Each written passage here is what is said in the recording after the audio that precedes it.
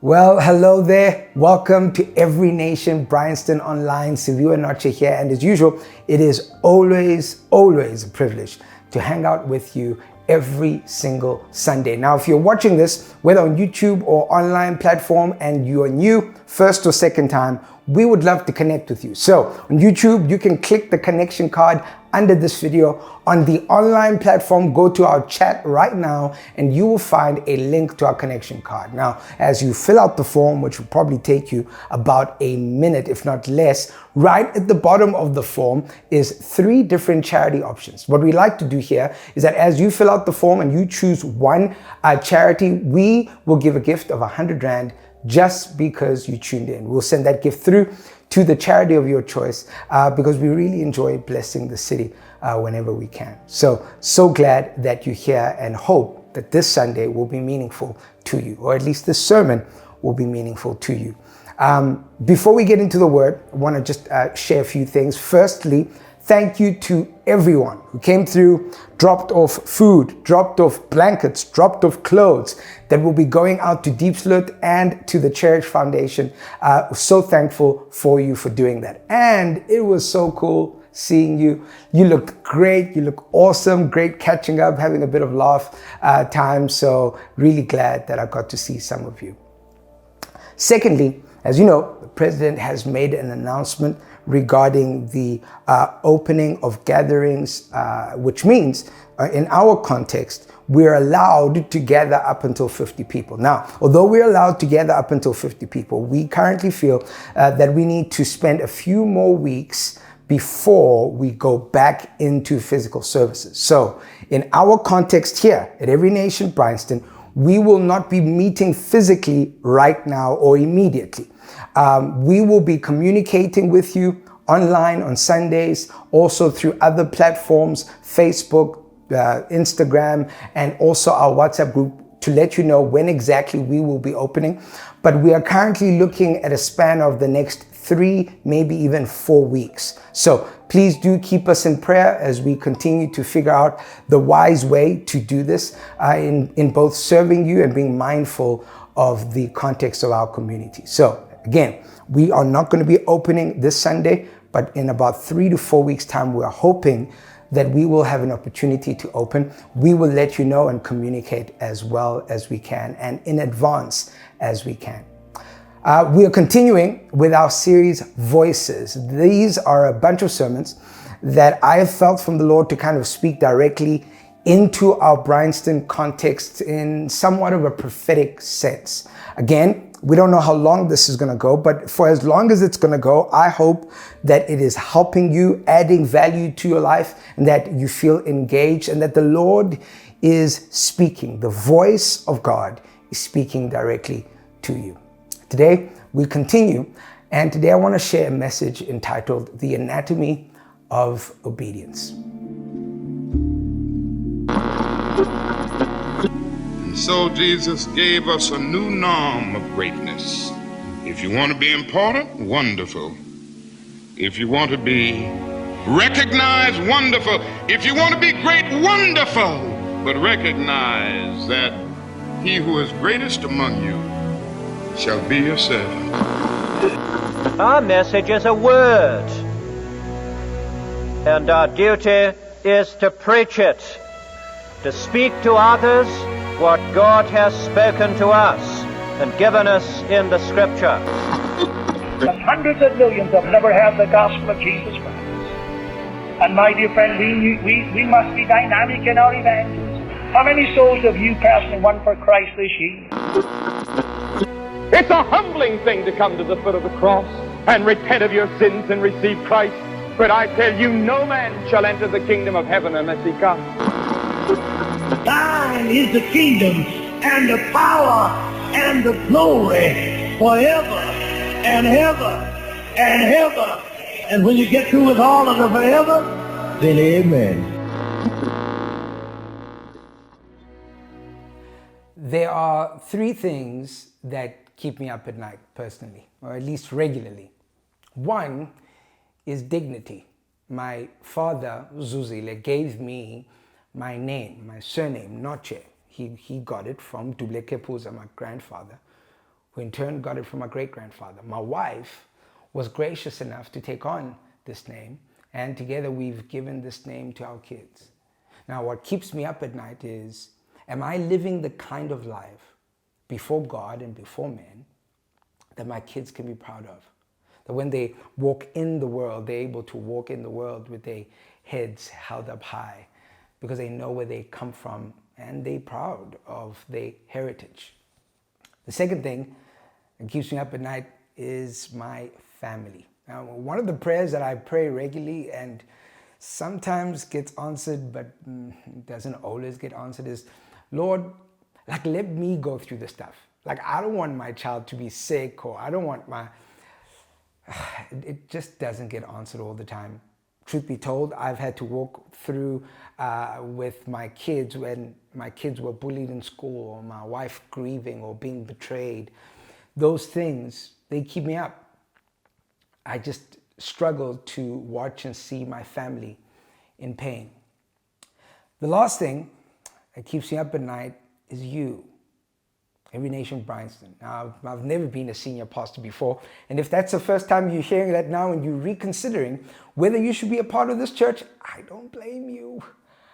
Truth of the matter is, everyone had told me that the most nerve-wracking time for any church planter is the first Sunday, right? Who's gonna show up? Truth be told, it's not the first Sunday that's the most nerve-wracking. It's like the second or third. Because at the second or third, the people who came to say all the best are all gone, and you left with everybody else who's like, what is this? Grateful for every single moment. This is undoubtedly one of the privileges of my life, to serve and lead this community. But what keeps me up at night when I think about Every Nation Bryanston is not whether or not you will come back next week. That would be cool, but that doesn't keep me up at night. What keeps me up at night is not even whether or not you will like me. I am fully aware that as much as I'm likable, I'm also a problem. And that you won't always like me. And we won't always agree, and sometimes we might even clash. But that doesn't keep me up at night. Thirdly, what keeps me up at night is not whether or not you will like the church. Truth be told, you and I know that eventually, some people might find other churches that they like better. And that's great, man. We'll bless you and we'll help you to go. Or maybe as time goes, people might feel called to other things and to other cities. And all those things are real. All those things are possibilities. But none of those things keep me up at night. What keeps me up at night when I think about Every Nation Bryanston is simply this. Will you obey Jesus? That's all. Will you obey Jesus? Because here's what I know, beyond the shadow of the doubt. There will never be a season in your life and mine where obeying Jesus won't matter. There'll never be a season. And every single season of your life, every single day, every single moment, the question of obedience will always matter. Will you obey Jesus? Now I get it, and you don't have to send me a text saying, Siv, Jesus built his church. Don't be too stressed. Listen, I have to think about that. If I don't care about you obeying Jesus, I shouldn't be in this line of work. I should go be something else. But I do. That keeps me up. That keeps me up. Obedience. Now I know to hear words like obedience, submission, lordship, sacrifice, can feel somewhat suffocating, right? Like for a number of reasons. Like maybe you grew up in an environment, maybe a church environment or other religious environment, where these words were used in a very manipulative and abusive kind of way. And so they carry kind of this bad rep in your life, this bad and sour taste whenever you hear them. I get that. May the Lord heal us from those experiences. Or maybe, like many of us, we've sat under teaching of faithful preachers, male and female, who love God, who are diligent to preach the word. And by the way, I don't exclude myself even from this, as much as I'm talking about an older generation now. They love God, they're diligent, they preach the word, but at times they preached their wounds. At times they preached their fears. At times they preached their opinions. And we haven't yet been able to differentiate between that which is the oracle of God and that which is the wounds of man. And because we haven't been able to set these two apart and know exactly what is what, we sometimes have thrown away the bad along with the good. But I want to categorically say this to you today. Obeying Jesus is good. It's good for you. It's good for your family, your friends, your society. Obeying Jesus is good. Sometimes it's hard, but it's always worth it. Obedience. Today, I want to look at two questions that I believe whenever we think through obedience, whatever we answer regarding these two questions will determine not only our view of obedience, but our faithfulness to God through obedience. Simple two questions. One, who do we obey? And two, why do we obey? Who do we obey? And why do we obey? We're going to be in John chapter 5, verse 16 to 20. If you have your Bibles, turn there and let's get to work. And this was why the Jews were persecuting Jesus, because he was doing these things on Sabbath.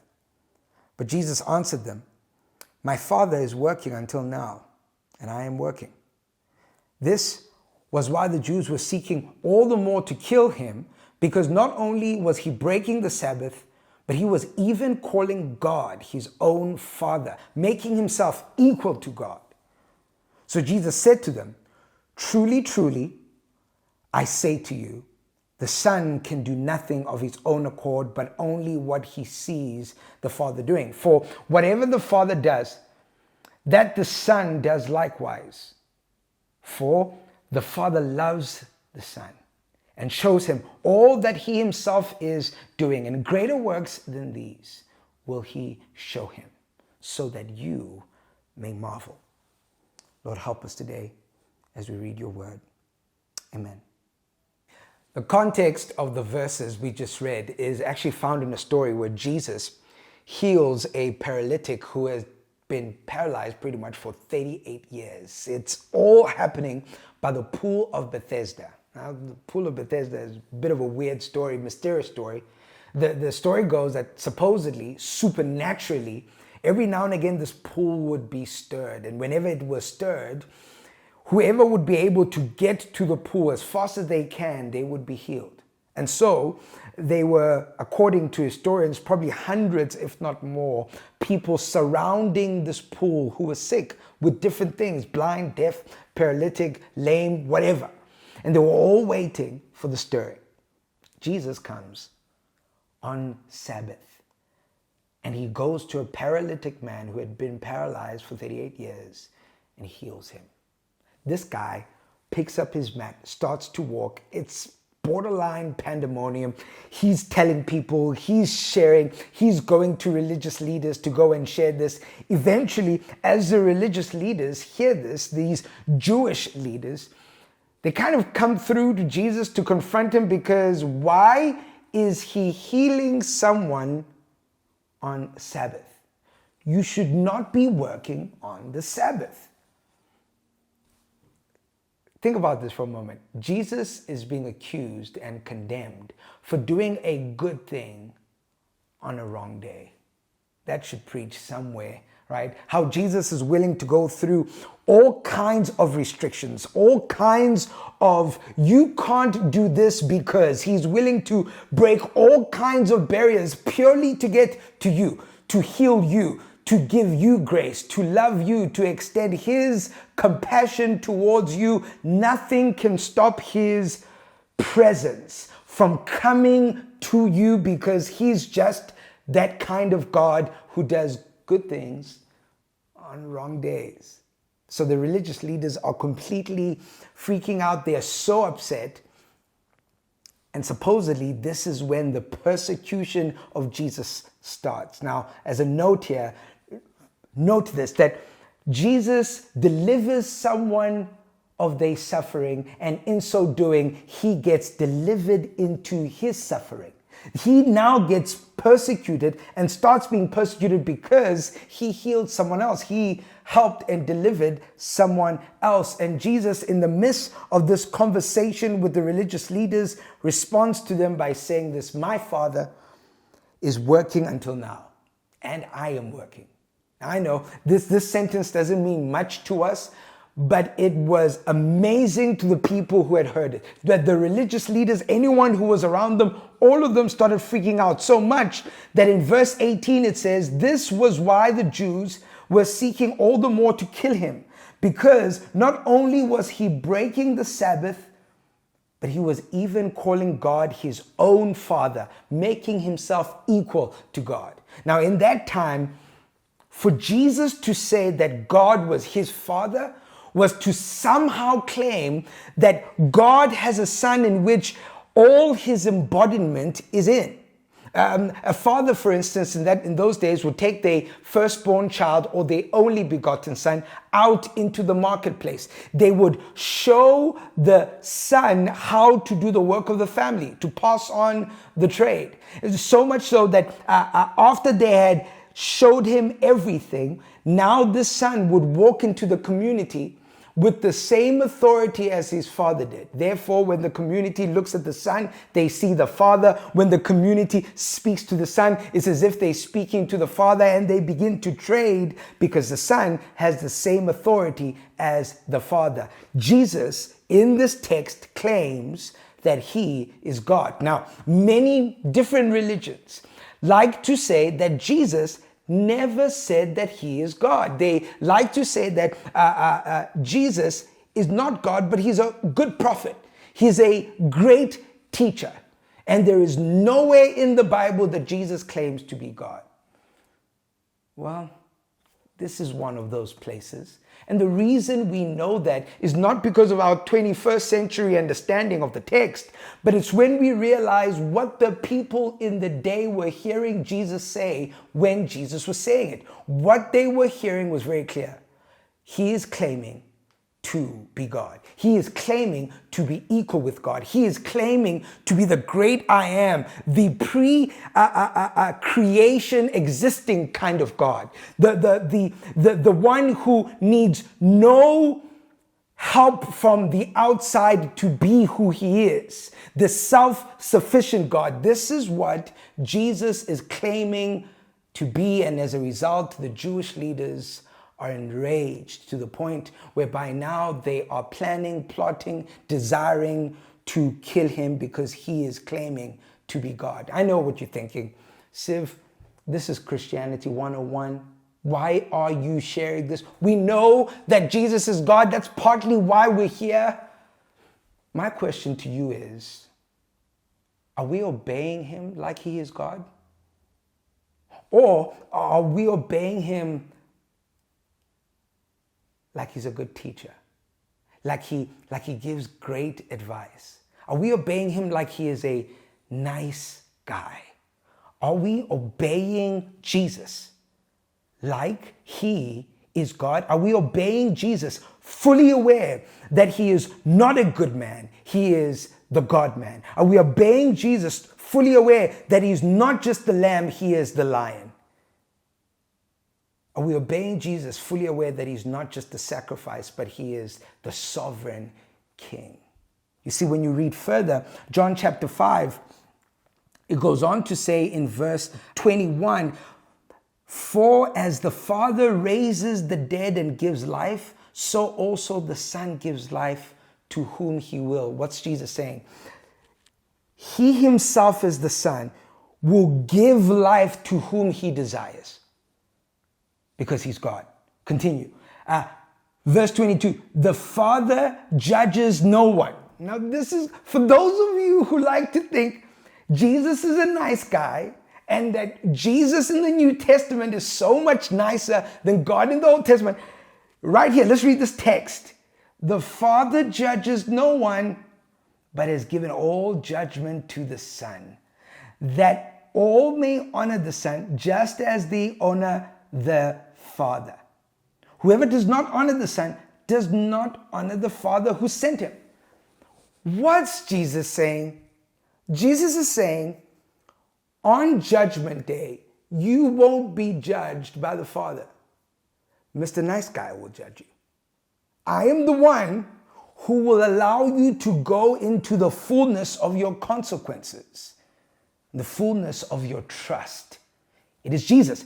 Jesus is the one who will judge fairly without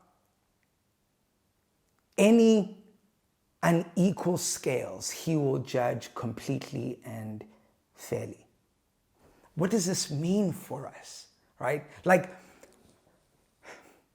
Jesus is ultimately saying that all of life is going to be determined by how we live in relationship with him, how we view him, how we respond to him, how we obey him. All of life is based on this one man, Jesus. He is the sun in the solar system. We all rotate our lives around him. How have you shaped your life so that your life might make sense in light of who Jesus is? He is not just a man.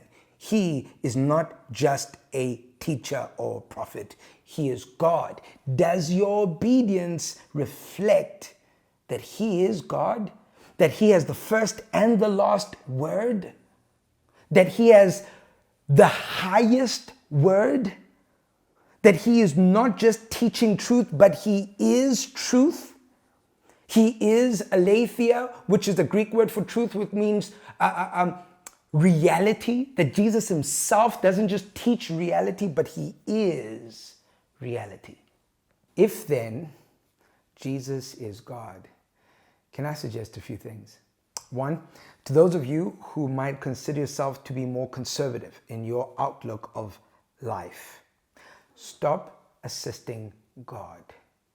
You know, sometimes we have this idea that God doesn't fully get how crazy this world is, doesn't fully get our, 21st century kind of life and all the pain, depravity, brokenness of this world. And so we ought to assist God by adding more religious laws on people, more to-do lists, more things that they must do in order to be sanctified by God. Some even in order to even be saved. Much like the Pharisees, we begin to trust in laws to change the human heart instead of trusting in Jesus. Trusting in Jesus to be the one who loves his creation so much, who loves his people so much that he's willing to give of himself. And if he's willing to give of himself, surely he cares enough for his people to help them. Surely he cares enough for them to do good things on a wrong day, to be found, to be accused by the religious people, to be absolutely pummeled, only because he loves you. He cares for you. Stop assisting God. Trust God. Trust that he is able to empower through grace his people. Secondly, those of you who might have a more liberal view of life, stop protecting people from God. Trust God with his people. He cares for them. He loves them. And sometimes we can have this idea that we want to protect people from bad religion, and we sometimes overstep, go so far down the line that we are afraid of letting people know, hey, this is what God is like. And we kind of end up protecting people from God. We don't want to offend them. We don't want to hurt them. We don't want to say that there is a different way. There is the way. There is one way. We start protecting people from God, but God wants to be with his people.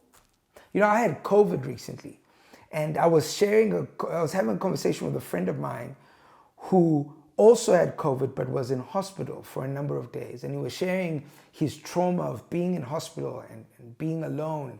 I mean, it was terrifying. It was terrible.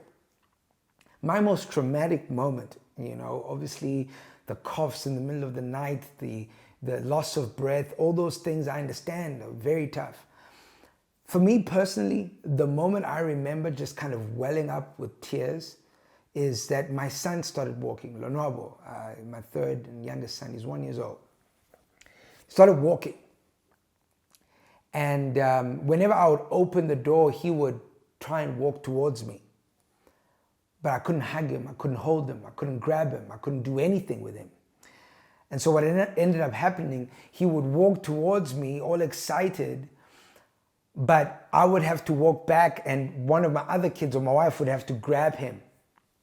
And he got so used to that when I finally came out of isolation, when I would put my hands out to him, he wouldn't come. He got so used to being protected from me. He got so used to being protected from my virus, from my condition, that he would start walking towards me, and then he would realize it's me, and then he would turn around and he would go to someone else. Stop protecting people from God. Just stop it. He's a good God.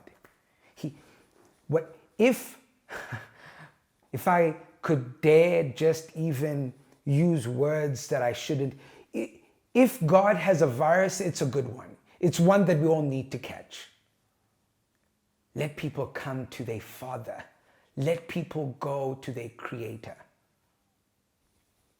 Stop assisting God and stop protecting people from God. I heard recently a story of two men having a conversation, and one of them looked at the other and he said, hey, if you had the opportunity to create an agenda for your entire life, you had the power, authority to do it, and it was all in your hands, what would you do? What would your life look like? And then just before the guy answered, he said, and by the way, which you would create your agenda? Think about that. Would it be your 15-year-old you, right? Would you let your 15-year-old you create your agenda, or would it be your 40-year-old you? Now, most of us would probably say, there is no way I would let my 15-year-old me create the agenda for the rest of my life, because I remember how foolish and unwise I was then. I might not have any regrets, but man, I definitely wasn't unwise. So what about now? Are you wise enough now to create the agenda for your life? At 40, at 50? Are you wise enough yet? Or do you think in the next 10 years, after you've lived a little bit more life, that you will look back at the fact that you're 60, 50, 40, 33, you will be able to look back and go, I could have been wiser. There is no stage while you're still alive that you will be able to create the kind of agenda for your life that will be better than God's agenda for you. The best option we have in life is to trust the Alpha and Omega. The best option we have, dare I say the only option we have, is to trust the one who is God, who came in bodily form and now is able to say, I know what it's like to be y'all. And if I know what it's like to be all of you, I know what's good for you. To obey is a reflection of trust to God. We trust Him. Why? Because Jesus is not just a man. Jesus is not just a prophet. He is not just a teacher.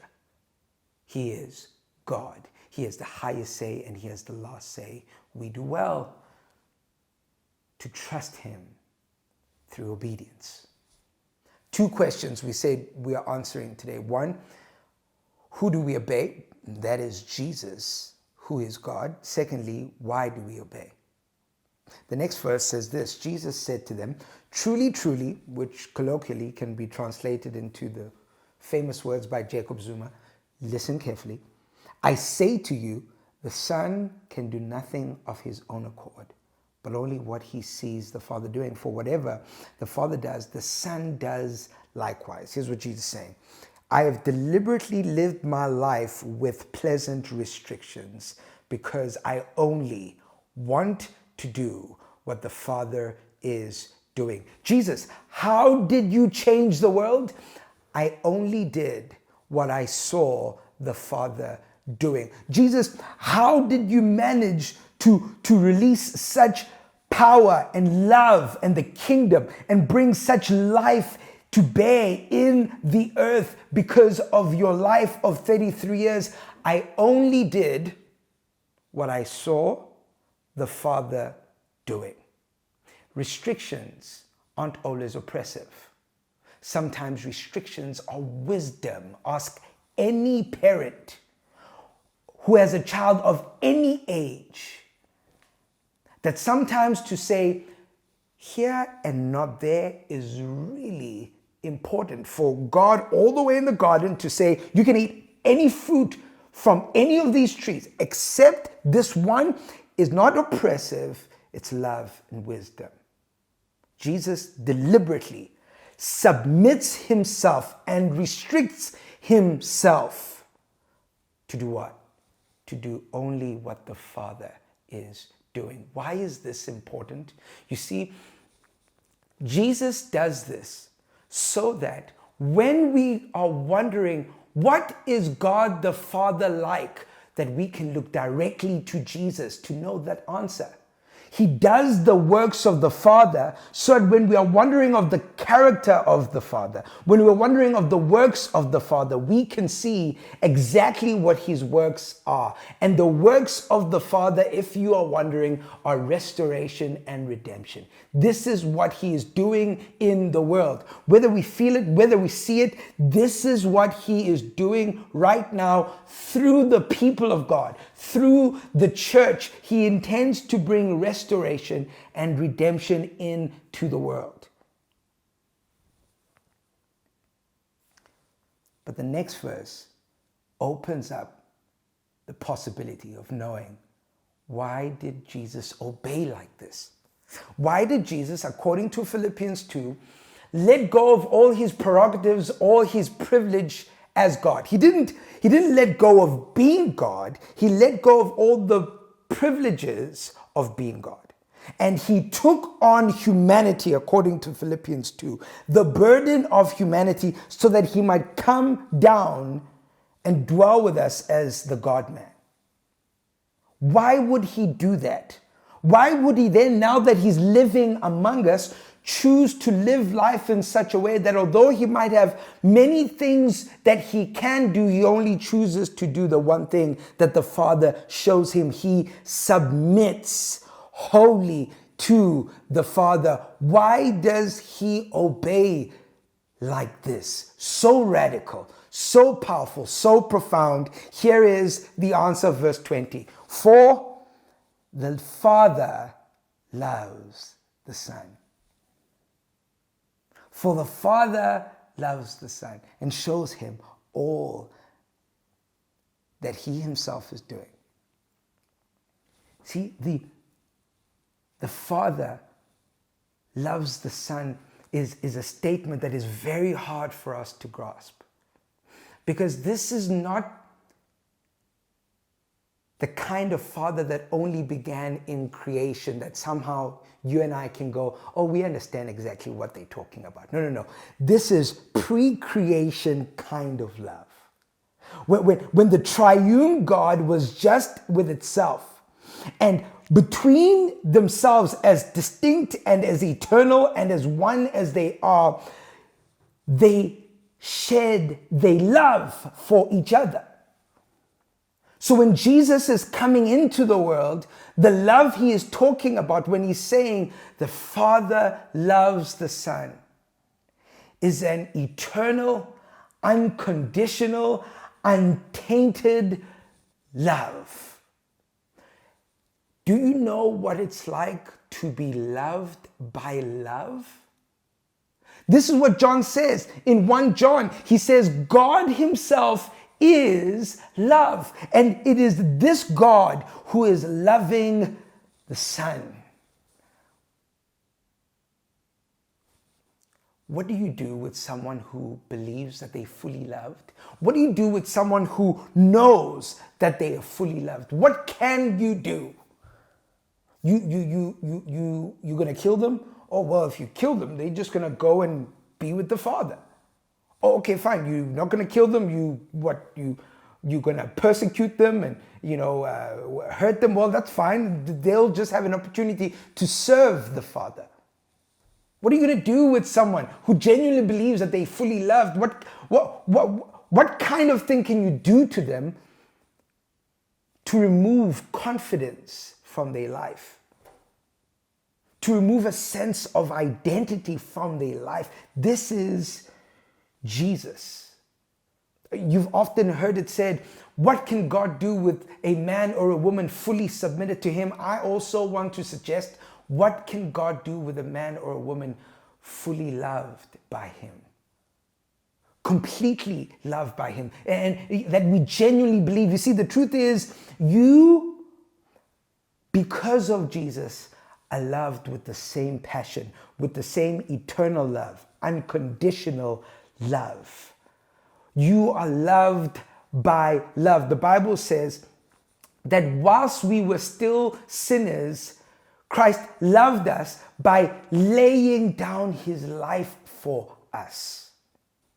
There is a love that empowered and gave Jesus reason to obey the way that he did. That love is now directed to you. Because of what Jesus did on the cross, that same love of the Father is directed directly to you and I. We have a reason to obey radically, faithfully, daily.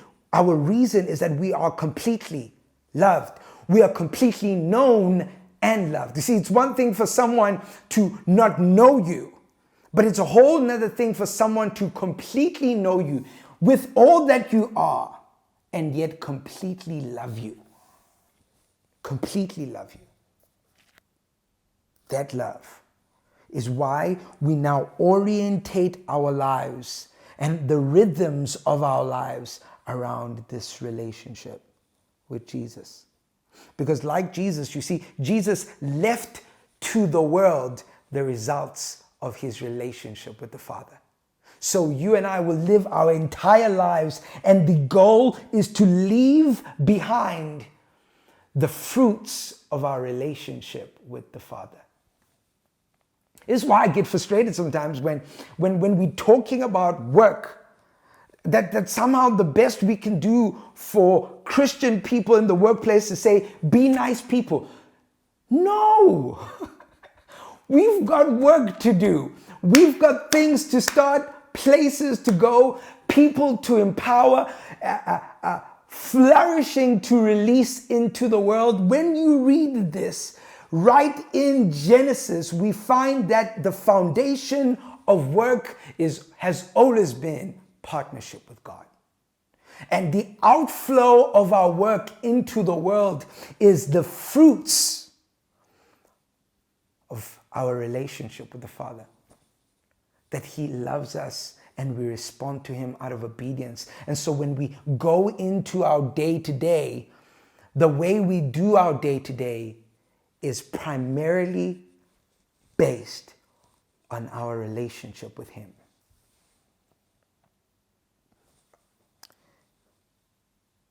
See, I know that he loves us radically because, man, the Bible tells us about it. If you go and read Luke 15, which is a chapter that speaks about the lost sheep, the lost coin, and maybe a story that all of us know, the prodigal son, the lost son. Most of the time when we look at the story, we elevate the condition of mankind. They are lost. but the stories are elevating the pursuit of the Father.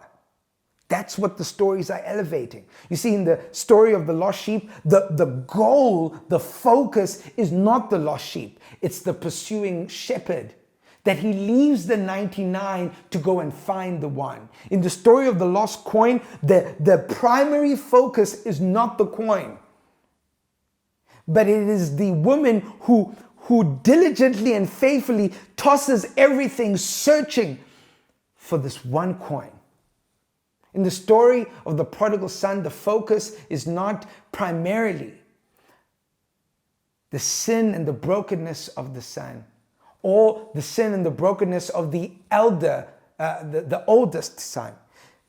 The story is centered around the love of the father who waits, who looks out on the road waiting for his son to come home. And when his son comes home, he runs towards his son in such a manner that would have been conceived, at least by the people in that culture, as completely out of sorts, completely unreasonable for a father to run in such a way towards his son. And he places his best robe on him, gives him the ring. The focus of the story is a pursuing father, a loving father, a waiting father, a caring father. That is the primary focus. You see, God loves you, and how he shows you his love is through Jesus, his son.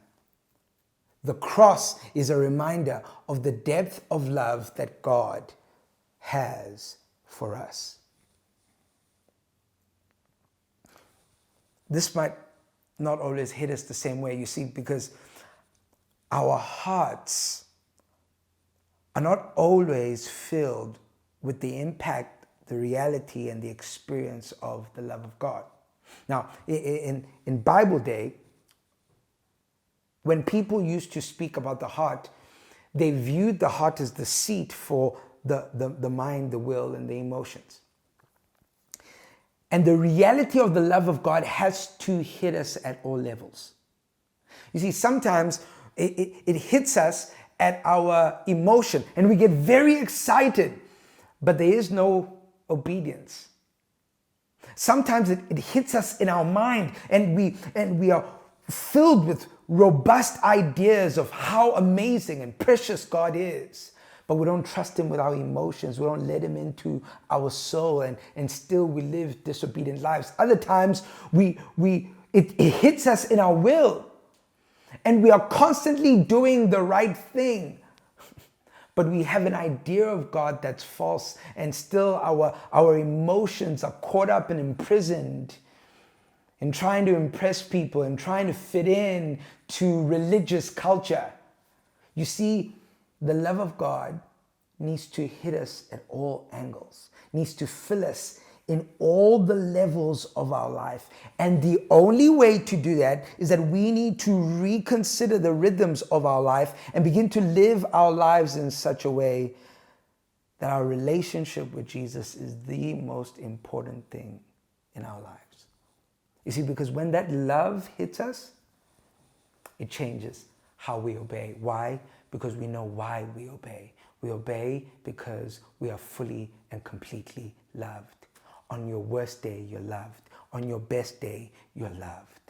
2 questions we've answered today. 1, who do we obey? We don't obey culture. We don't obey religion. We obey Jesus, who is God. And because we follow him, our obedience is a reflection of our trust in him. Secondly, why do we obey?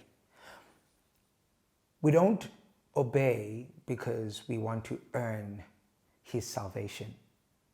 We don't obey because we are afraid of our damnation. We actually obey because we are responding to how much he's loved us. Therefore, obedience is both a reflection of our trust and a response of the love that we've received. One of my professors from seminary was sharing a story. I overheard him at least sharing a story recently. It was talking about a time when he and a couple of friends went to like an escape room. You know, those places where they do like team building, put people in a maze and stuff. So there was a number of them and they were all in this particular maze. And just before they started the whole thing, the owners of the maze stood up and they said, all right, we're going to blindfold you and you're going to try by all means to get out of this maze as fast as you possibly can. But if you need help at any time, just let one of us know. Just put up your hand and say you need help. So sure enough, they start, all of them are going, we are going to do this. There's no way we're going to need help. We are going to rock this. After a while of walking through the maze and trying to get out, one of them just like pipes out, yo, I need help. And so they get help and somehow they get out of the maze after they had just been helped. And so that guy takes off his blindfold and he's now cheering on everybody else. Guys, you can do it. And by the way, if you need help, just put up your hand, just shout and say you need help. So everybody's going at it. And soon the second guy puts up his hand, the third guy, fourth guy. And now they have their blindfold off and they cheering the rest of the guys. Guys, you can do it. By the way, if you need help, just ask for help. And there's about like 3 of them left. And eventually one of them puts up his hand and says, I need help. He gets help. And sure enough, he eventually gets out as well. And there's 2 of them left, my professor and his friend. And he said he was standing in the maze and trying to think through, did he miss anything? What should he do? But he was also thinking, there is no way I can let this maze defeat me. I'm too smart, too experienced to be defeated by a maze. I can get out of this without any help. And he tries, and after a couple of minutes, he eventually goes, oh, I need help. And now all of them are out of the maze. And here's what he realized, that the only way out of the maze was to ask for help. The maze was designed that no one would be able to get out. The only way out was if you asked for help. There is no way out of a sinful world. There is no way out of a broken world. No amount of intellect, no amount of bravery, courage, knowledge can take us out of the maze of the tree of knowledge and good and evil. The only way out is to ask for help. Here is the good news. When we ask for help, do you know who comes? Jesus, who is God. Do you know why he comes? He comes because he loves you. And when he comes, he doesn't just rescue you out of the maze, but he calls you to serve along with him to help others get out of their maze too. But somewhere along the way, in that mission, what you're going to have to learn, what I'm going to have to learn, how we are going to have to live our lives, is that all of our lives have to be centered around Jesus. I want to take time to pray for you, but before that, can I ask you to consider this as an application? Could you consider this week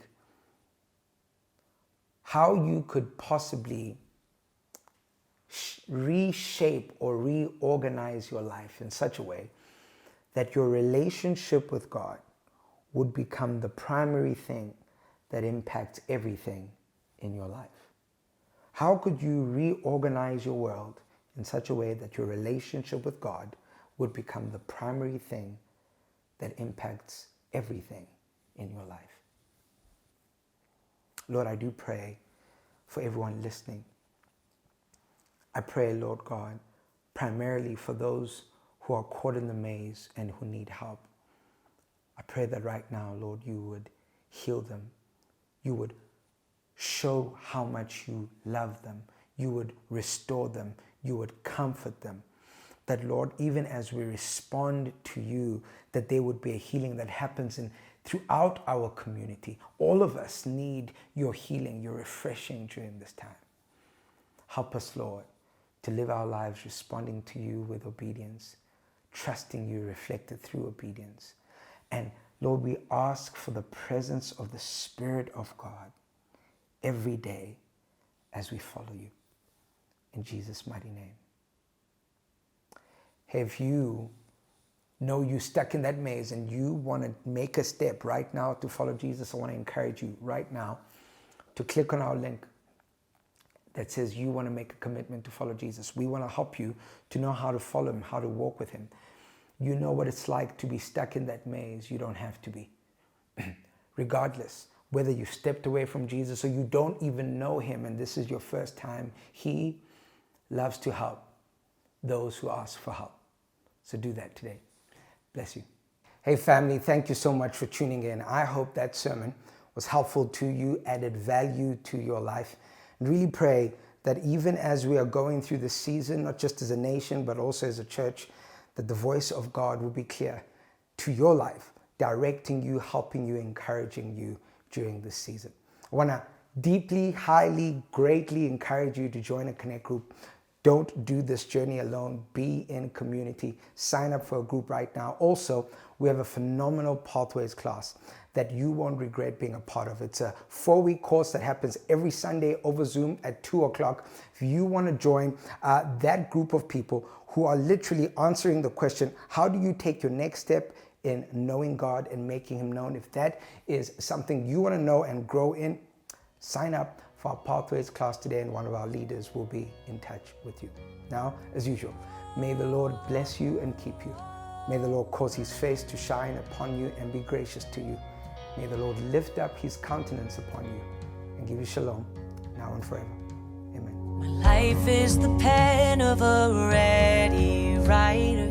I am the furnace and you are the fire, God. Oh, you burn in me.